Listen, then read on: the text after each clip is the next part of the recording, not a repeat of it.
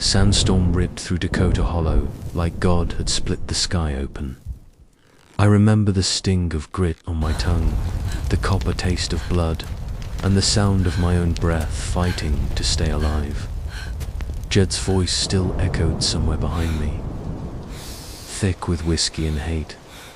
I used to think pain was a thing you could get used to.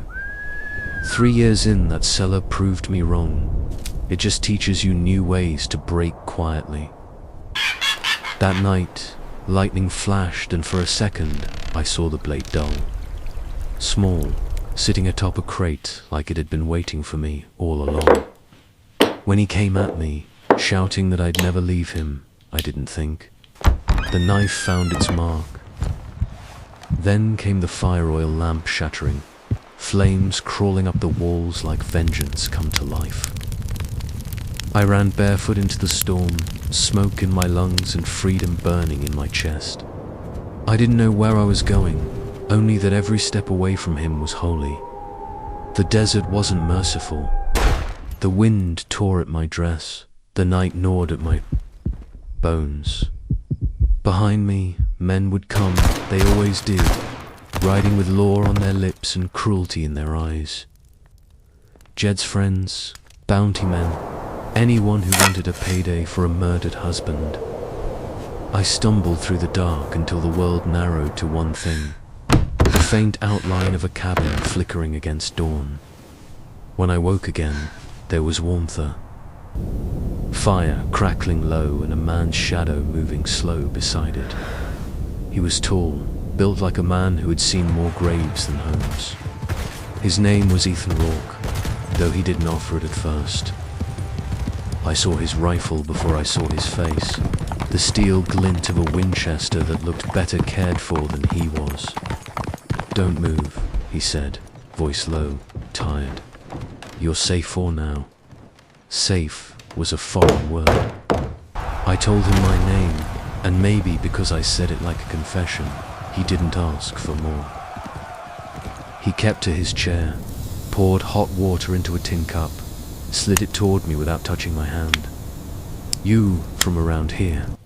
he asked after a long silence. "Not anymore," I whispered.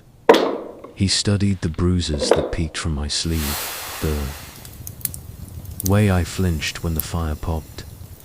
"I've seen that kind of hurt before," he said finally.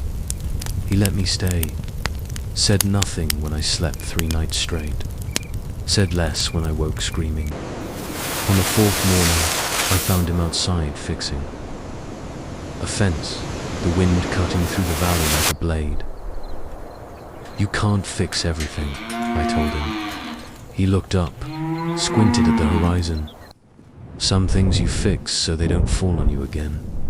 But quiet never lasts long in Dakota Hollow.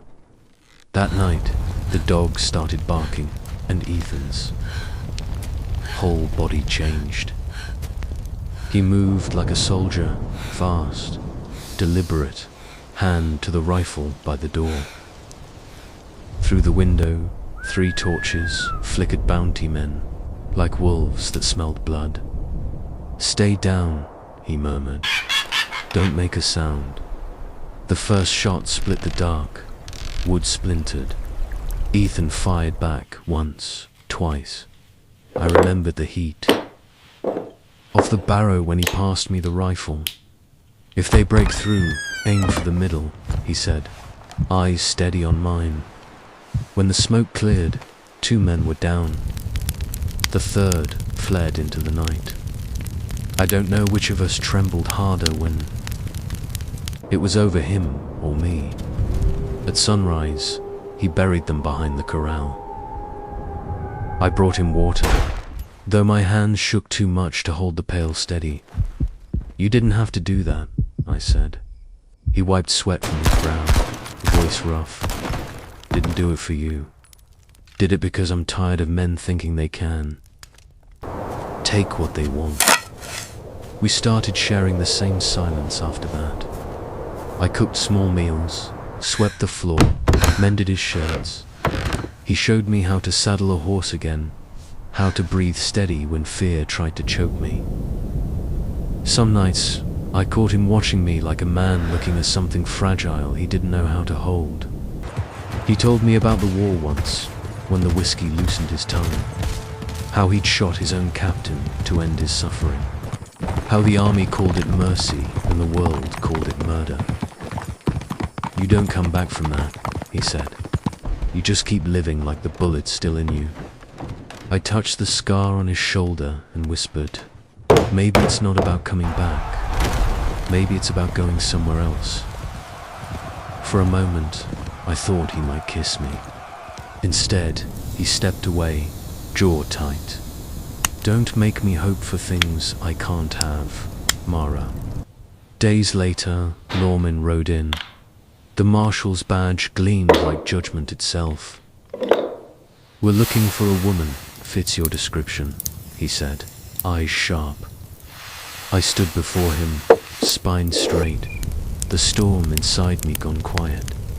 I killed my husband, I told him, but only after he killed everything else first. They took me anyway. Ethan didn't stop me, but when I turned back, his gaze held something fierce like he was memorizing me before the world erased us both. They called it a trial, but it was more like a performance. The town wanted blood, not truth. Jed's brother spat at my feet, called me whore. I stopped listening when Ethan walked in. He stood at the back, arms crossed, hat low. The moment our eyes met, I knew he'd come for me. And he did. When the verdict came down, guilty chaos erupted. Outside, shouts, gunfire. Ethan burst through the side door, gun drawn, horse waiting. Come on, he barked. We ain't done yet. We rode through the canyon, rain pelting like glass. Bullets chased us, clipping rock and air. He took one in the arm, but didn't. Slow. When we finally found shelter under the cliffs, I pressed my hands to his wound, blood hot against my palms. You can't keep saving me, I said. His laugh came ragged, then stopped needing saving. By dawn, the marshal's men found the real truth, yet cruelty wasn't a secret anymore. Witnesses spoke, stories spilled. They called off. The hunt. For the first time, I wasn't running. We built something small, quiet. A cabin reborn from ash. Travelers stopped by, drank coffee that smelled of cinnamon and smoke. Folks started saying Raw Hollow was a good place to rest a tired soul. Maybe they were right. Sometimes, when the wind howls across the plains, I still see the cellar walls, still hear the crack of leather. But then, Ethan's hand finds mine, steady, warm. You're free, he says softly, and I almost believe him. Out here, where? The sky never ends, and the past never quite dies. Freedom doesn't mean forgetting. It means forgiving yourself enough to stay.